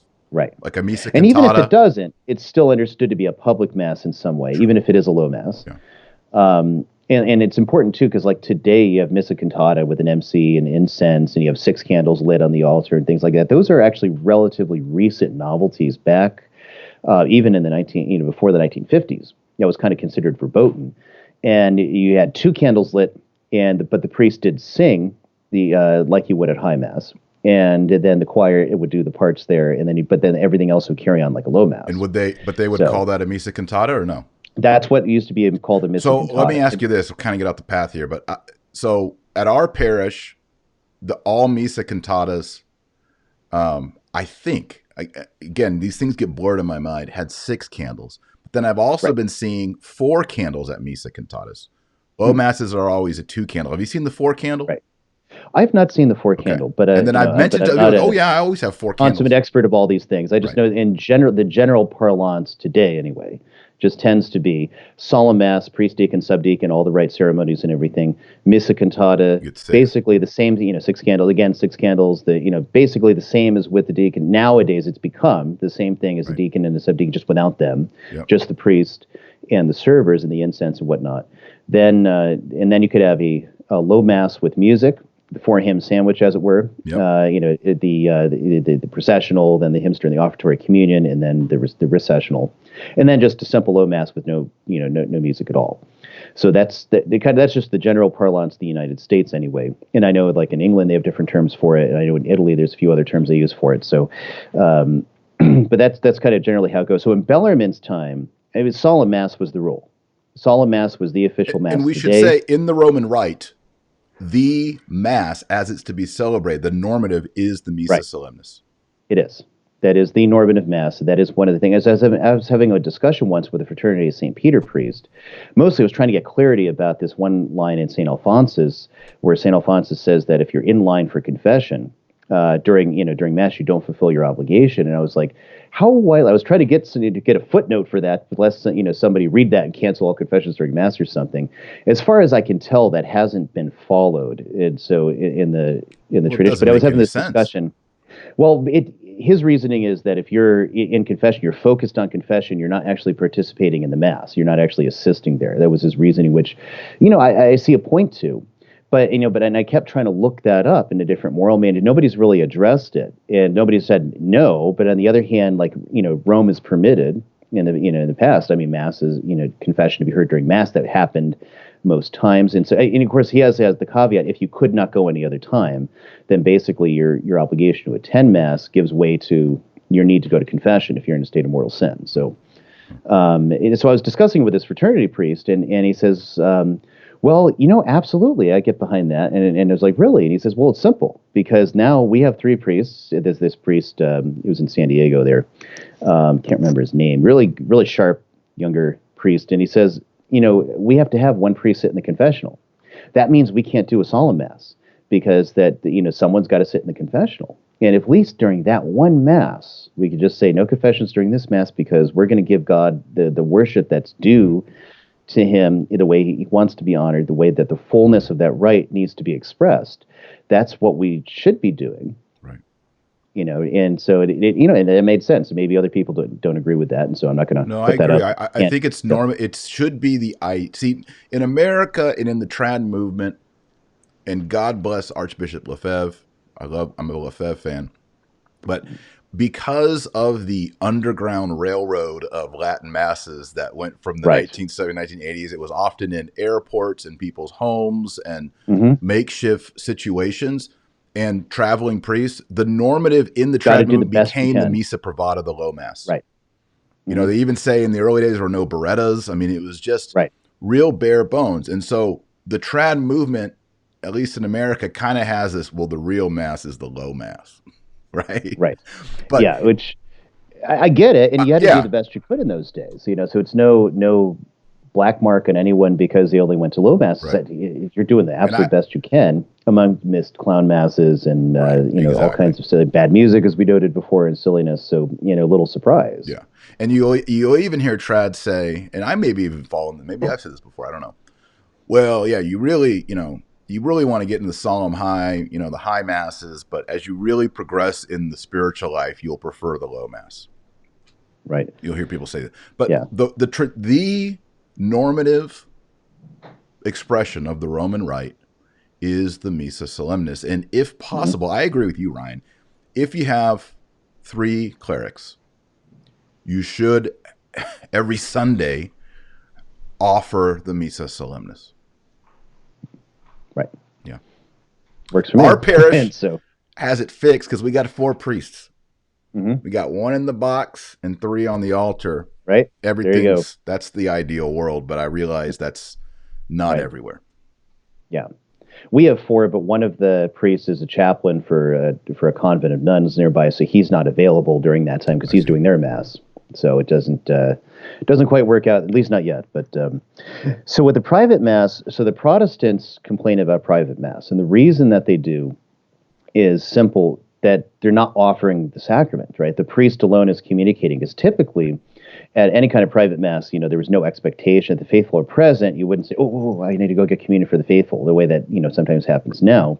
It was just simply the priest would consume the sacrifice. And it also has to be noted that what they used to do until St. Pius X is that when it was time for, communion took place outside of Mass most of the time, except on Corpus Christi and Maundy Thursday. Yeah, we talked about this recently on this channel, yeah.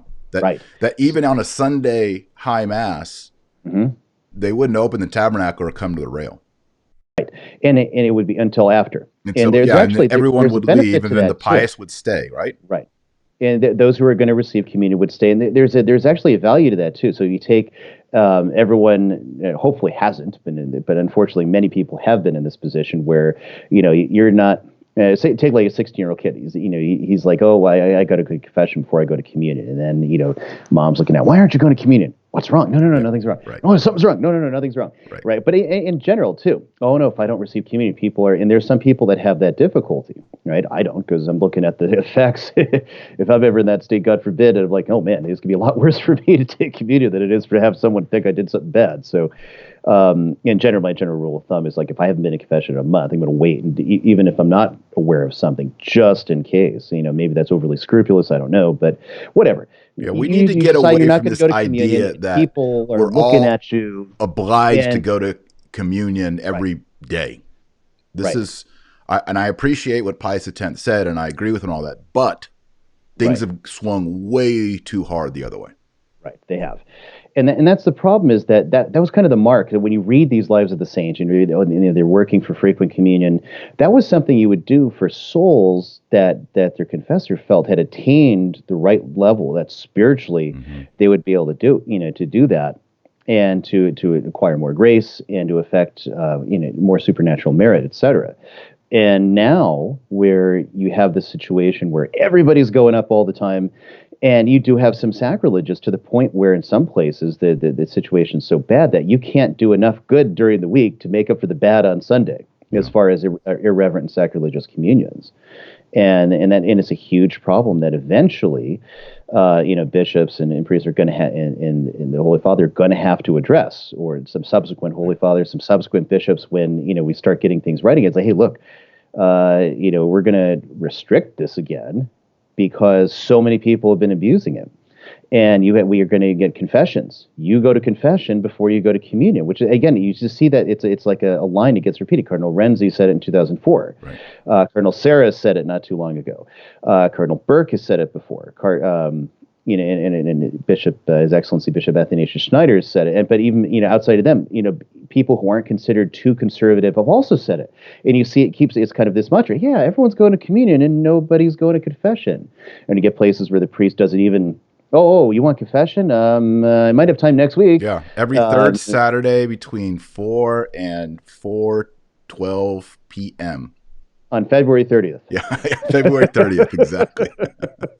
Well, anyway, so the waxing about that, let's get back on track. So the private mass thing, so for Protestants, what they do is they make this kind of confusion between the mass in the sacrament, and don't treat the mass as distinct as a sacrifice.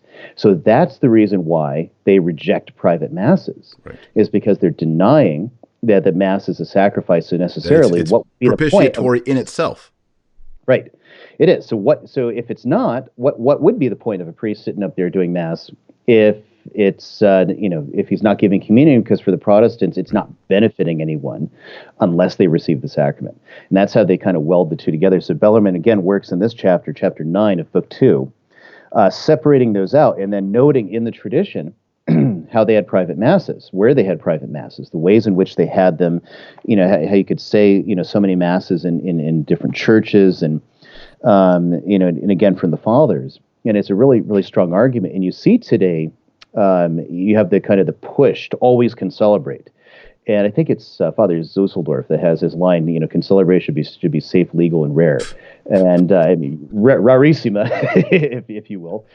But it should, and they push that all the time. We want fewer masses. If there's fewer masses, there's also less supernatural merit being acquired. There's fewer, graces being added to the Church's spiritual treasury. Yep. There's, you don't actually want that, but that seems to be what. And also from if I can add a catechetical point, we teach ourselves and our children that the priest is in persona Christi. Yes. And he says, "This is my body, singular. This is my blood, chalice, my blood, singular." Well, what if you have 12 men standing around the altar and they're all saying that together, kind of mumbling, and it's always aesthetically unpleasing? But are we now in personibus? There's all these Christs up there. Itself. Right. I won't attack the practice itself, because it does have usage in the tradition. Of course. Particularly in the Eastern Rite. In the Eastern rites that I mean, specifically the liturgies the Eastern churches uses, they have concelebration. And again, it shows up like in the Gallican rites early on. They had it probably again mediated through the divine liturgies. And I also found that in certain feast days, cardinals would the cardinal bishops would sometimes concelebrate with the Pope. So it's there. Right. So it's there, and it's not in and of itself something that needs to be execrated, but it needs to be properly employed and understood, I think. And that's one of the problems where, now this kind of reversal where, again, since Vatican II, everyone's hell-bent on making sure every priest can celebrate. So you wake up in the morning, don't you go over there and say your private mass, get over here with the community. And again, it's that community bit, which it's one of those words that makes the hair stand on the back of your neck, because of the ways in which it's been abused. Yeah. It's much like spiritual riches or active participation. You hear these words, the hair just stands up in the back of your neck. It's like, You're like, I don't like that. This is not going into a good place right now. Nothing wrong in and of itself, properly understood, but where it's been used in the last 40, 50 years, it's not going in a good direction. So anyway, so he talks about, with the private masses bit, so he takes this argument from, Chemnitz. He tries to refute all the arguments that he's been given for private mass, but he does not so much refute the reasoning of the Council of Trent, because the Council of Trent also affirms private masses. And he doesn't so much refute the reasoning of the Council of Trent as he shows himself to be a liar and inept. Firstly, Chemnitz marvels why the Council would dare to call private masses common and deny they are private when through many centuries they have been called private by Catholics, in seeing that Gregory frequently mentions private masses in his epistles, etc. Moreover, the whole thing is a lie, for the phrase private masses is not found anywhere in any writing of Gregory. We do indeed once find the term public masses, which was part of his argument previously, but as we said above, Gregory does not call a mass public because people communicate in them, right, but rather a multitude of the people are present, and he contrasts masses to these, in which the people are present, are not present, or some would communicate in them, or none. In the same manner, the phrase public mass is received, as well as a specific or private, etc. And he's going through the various sources. Secondly, Chemnitz opposes the argument which the Council introduces from spiritual communion. And because he cannot deny spiritual communion, he falsely imputes to this Council a new lie, that it affirmed through spiritual communion the institution and precept of Christ on receiving the Eucharist is satisfied. Namely, so Chemnitz is saying that, well, the Council of Trent's trying to teach that, when Christ, the command to receive his body and blood is just fulfilled merely by spiritual communion, which then Bellarmine goes to show is false, because, the Church, commands the faithful to receive at least once a year as a bare minimum. Right. And advocates it far more frequently than that, too. So the mere fact that you have some Mass where people don't receive directly, but receive spiritually, doesn't violate the commandments of Christ, doesn't violate the institution of the Mass, doesn't violate, anything. But, so these are the kind of things they're always reaching for, to basically attack any Catholic practice. But really what it all comes down to is that the Mass is a sacrifice, and therefore a priest can by himself offer the sacrifice. And so if you deny the sacrifice, you likewise are going to deny the priest can offer Mass by himself. They go together. They go hand in hand. So on the language, let's see. There's a whole other chapter on private masses here too, which is really good. But not everything in Mass must be said in a loud voice. So this is another bugaboo since the 60s. How dare you say masses or say words that the people can't hear? But nobody, for some reason, complains about that in the Divine Liturgy of St. John Chrysostom. There's prayers that are said all the time, like while you're doing the cherubic hymn. Let us we who mystically represent. Mystically represent the cherubim. Let it. So while you're singing that, like 7, 8 times, the priest is saying a number of prayers that are not heard by the faithful, right? But nobody freaks out about that. But heaven forfend the priests say the offertory silently. Oh no, that's the end of the world, right? But so Bellarmine cites again the Fathers. He cites this particular thing I mentioned with the Divine Liturgy, and a few other things that to respond to Protestant arguments. Yes, it is perfectly legitimate for the priest to offer prayers silently because it is offered to God for our benefit. But it's not a work of the community.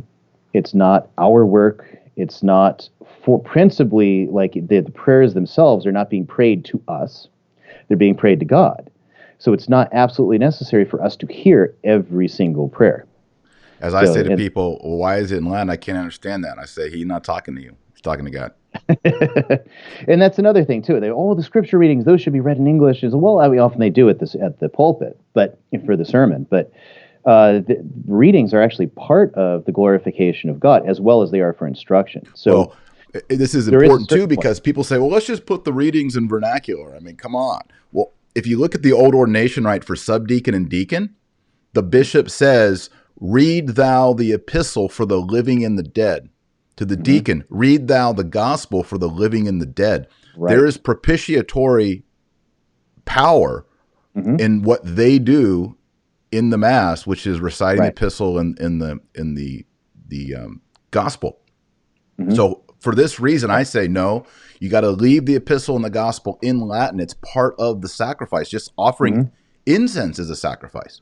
Right. So these are oblations.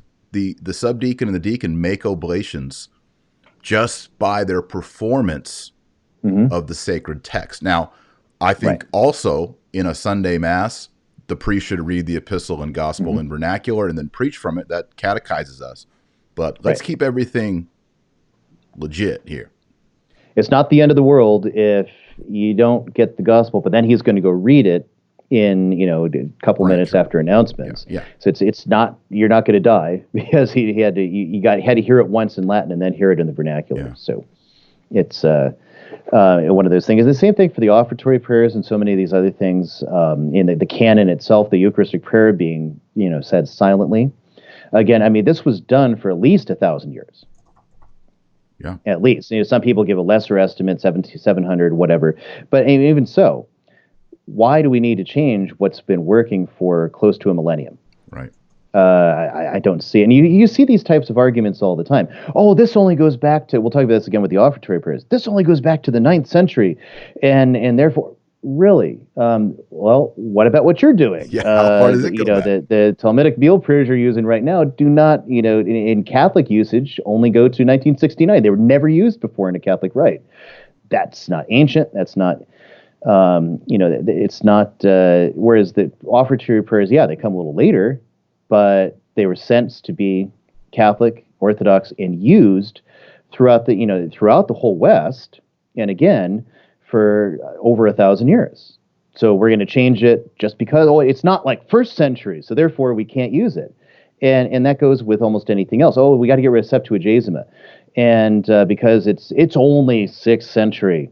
But Advent is like 10th century. So I mean, it's I mean, once you making any sense. It's cherry picking largely. We see it in the liturgical reform, not much different from what was done in these times. So, but anyway, whether the Mass should be said in Latin, and there's an interesting one. It's merely.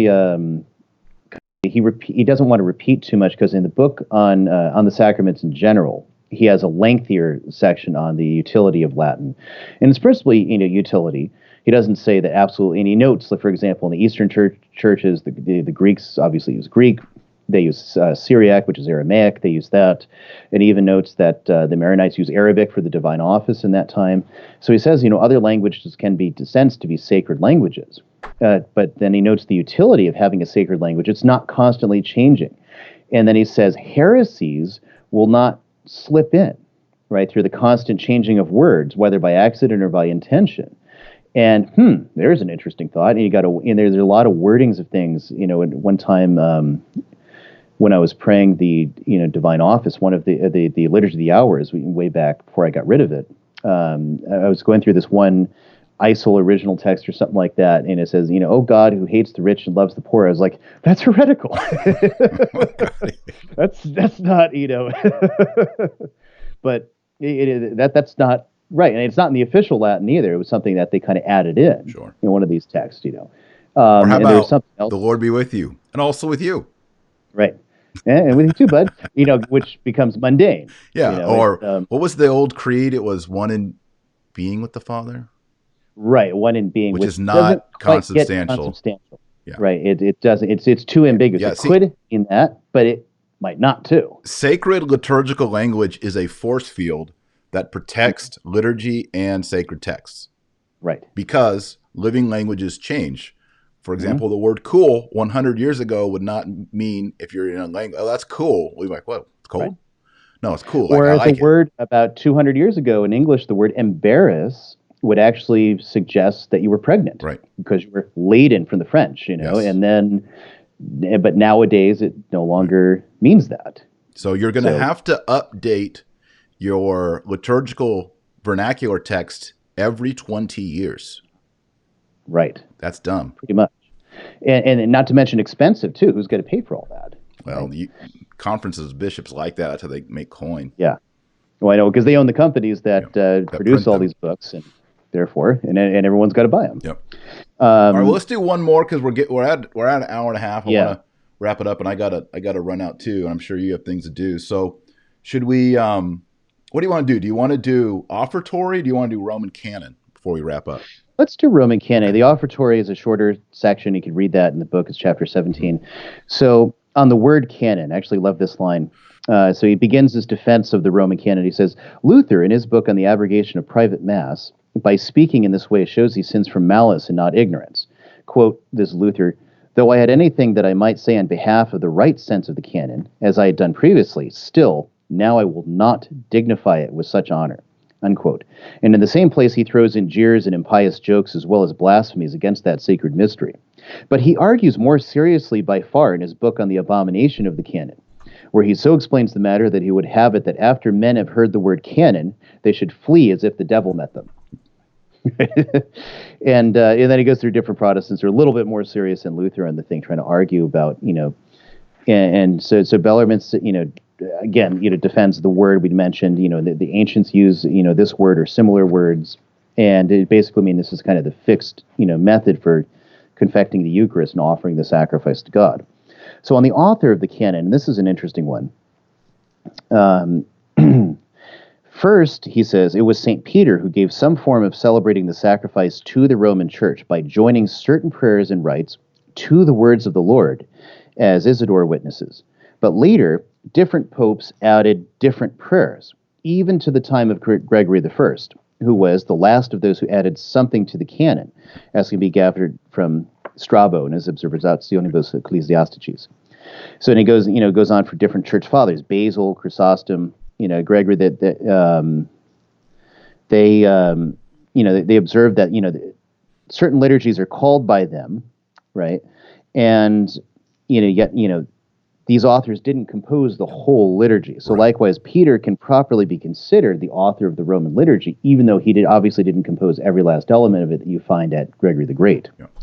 There's another point here too, is that the Protestants object against the canon because St. Gregory the Great says, in the beginning, the apostles merely used the words of institution and the Lord's Prayer as their form. And I do not know what liturgical scholarship thinks about that particular assertion, or whether that's held or kind of regarded as authentic. Well, I think we could say that, but we also would recognize, as a Protestant, I know whether you're in a loose group like evangelical Bible churches or in a really liturgical movement like Anglicanism or more like High Lutheran, even in these things are added in extemporaneous prayers and in certain conditions. When things happen, things are added. So to think that, to take a strict Chemnitz or Lutheran idea that Peter and the 12 apostles would just stand at a table, they would say the words of institution and the Our Father, and that was it. That doesn't make any sense. And it might have been true to start with,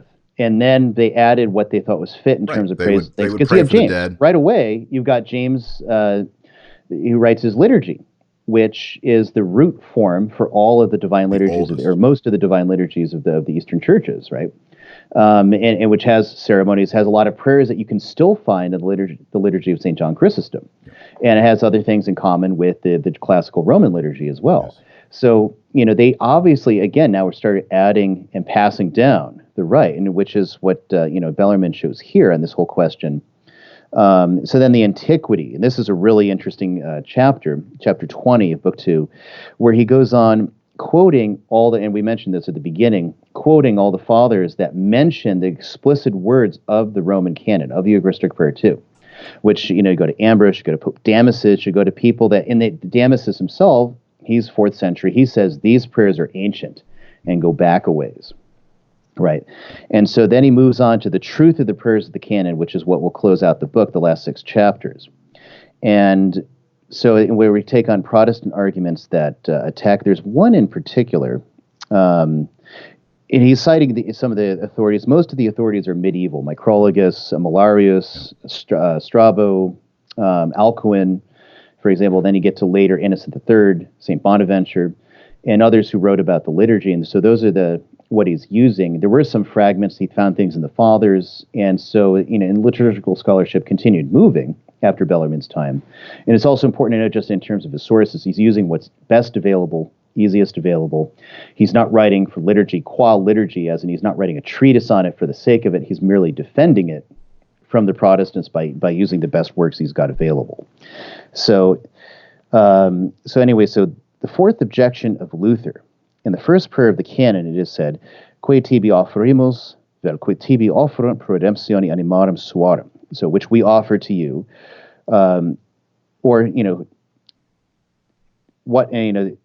those who offer to you for the redemption of their souls. That which we offer for the redemption of their souls. And in the same place, it is said in regard to the same ones who are offering, "Quorum tibi fides cognita est et nota devotio." So if these are faithful and devout, certainly they are redeemed, Luther's saying. If they have been redeemed, to what end do they offer for the redemption of their souls? Is it not the same thing as if they were to say that, we that have been redeemed in the blood of Christ are not truly redeemed, or need to be redeemed again by one morsel of bread? And that's Luther's objection. So Bellarmine responds, "In regard to what pertains to the piece of bread, we already said that bread is not offered as if it were a propitiatory sacrifice, but that it would be the matter of the propitiatory sacrifice. As far as the redemption of the faithful and the devout, among the Lutherans, no one is considered faithful and devout who is not at the same time just, and hence redeemed insofar as the soul. Among Catholics, nevertheless, who understand that there can be faith without charity, many faithful, and even the pious, are not doubted to be of a certain imperfect, lost my spot there, contrition, who are still not justified, and through this are not redeemed, etc., etc." So he goes through, more into, obviously you have the justification angle too, Right. That's right. For the Lutherans, because the Mass is propitiatory, it's offered for the living and the dead. It's offered for those who are present, which is that particular objection side. So every last part of the canon is doing something theologically, right? So it's terms of not doing Lutheran theology. No, it's not. That's the thing. Sorry, Luther was not right. Luther, we cannot learn from Luther except what not to do. Right. Sorry to say it, but even in terms of reforming the church, there were Catholic reformers in the field already for the century previous to Luther, and then during that time.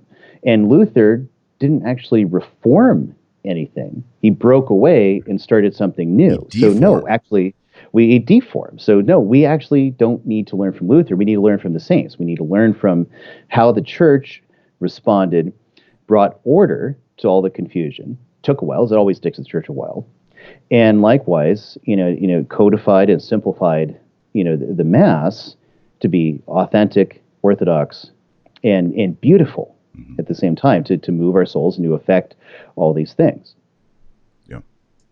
Well, I mean, this is a great book, guys. You see it on the screen, On the Most Holy Sacrifice of the Mass. If you want to get an academic rundown that's gonna probably, would you say, Ryan, that this would answer 80% of the contemporary criticisms on the traditional Latin Mass from those who are in the, what's the right term here? Reform of the Reformed is not the right term, but those who are defending the new Mass by having a certain kind of polemic against the traditional Latin Mass. Right. Whatever that word is. Maybe it's Jungmann. I don't know. All right. So if you want that, Bellarmine already did it. That's what I thought was so cool. Once I started reading the book, and he was going through the Lutheran, anti-Lutheran apologetics. And then I went back and I looked at the table of contents and saw that last part. And I thought, oh, this looks fun. Private masses, Latin, whispered prayers, Roman Canon. And as I got in there, I just couldn't believe how forward or prophetic the book was because it answers so many of the things that were being said in the 40s and the 50s and the 60s and the 70s. Right. Yeah. So get the book. Which also blew me away too, translating it. It certainly answers a lot, I think, and offers a very good defense of those things. Mm-hmm. Yeah. Excellent. Excellent. Well, Ryan Grant, thanks for being on. The link to purchasing the book is in the show notes before. I'll ask the moderators to put the link right now in the, in the live chat. And we'll do it again. I want to do some more liturgy stuff. You got a good mind on this, and the Bellarmine angle is excellent. So thanks so much. Where can people learn more and get your books, Ryan? Mediatrixpress.com is the easiest place, and then Amazon also. All my books are up there. Mm-hmm. A few other places. I do sell to local bookstores, so you can ask if you want to support your local Catholic bookstore. I do wholesale, so you can get it that way. And if you want to call them, have them contact me and order. info@mediatrixpress.com is best email. And we have a lot of books, and one we just published recently is Walden Light. So this is a reprint. Yes. A lot of people look at my books. Oh, you translated this, that? No, actually, really just the Bellarmine and the Alphonsus. And so this book is about St. Colette. So if you want to know more about her, she's a 15th century nun that reformed the Franciscan order. Very big factor, not just even in the order, but even reforming the church during the Western Schism.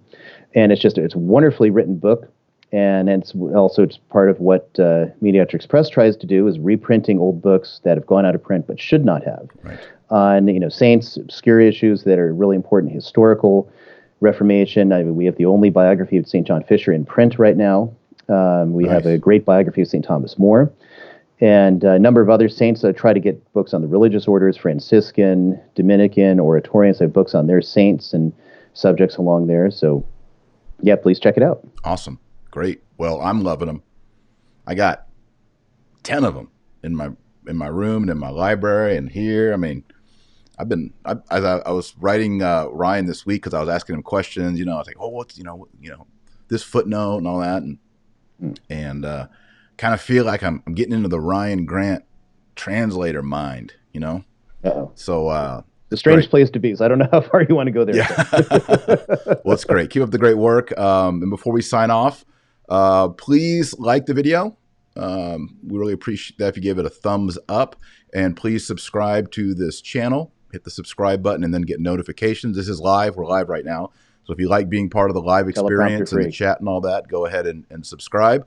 Also, I mentioned earlier in the show that book, Crucified Rabbi. There's different Patreon levels, and I send out signed books. So if you'd like to get some signed books or merch or whatever, go to patreon.com/Dr. Taylor Marshall. I send out books and other things every week for everyone who helps make this show possible. So thank you for everyone who already does support. And then also, of course, before we sign off, today is an Ember Day. We're recording this on an Ember Friday in Lent. Tomorrow is an Ember Day, Saturday. So get to fasting. Just say no to that burger. Well, of course, it's a Friday in Lent. But even tomorrow, offer a sacrifice in Ember Day for our clergy, for our seminarians, for vocations, and also just to thank God for the fruits of the earth. And of course, if you're not already, pray that rosary every single day. If you don't pray the rosary, you're not on the team. This is the easy way to pray. It draws you close to Jesus. Pray the rosary daily.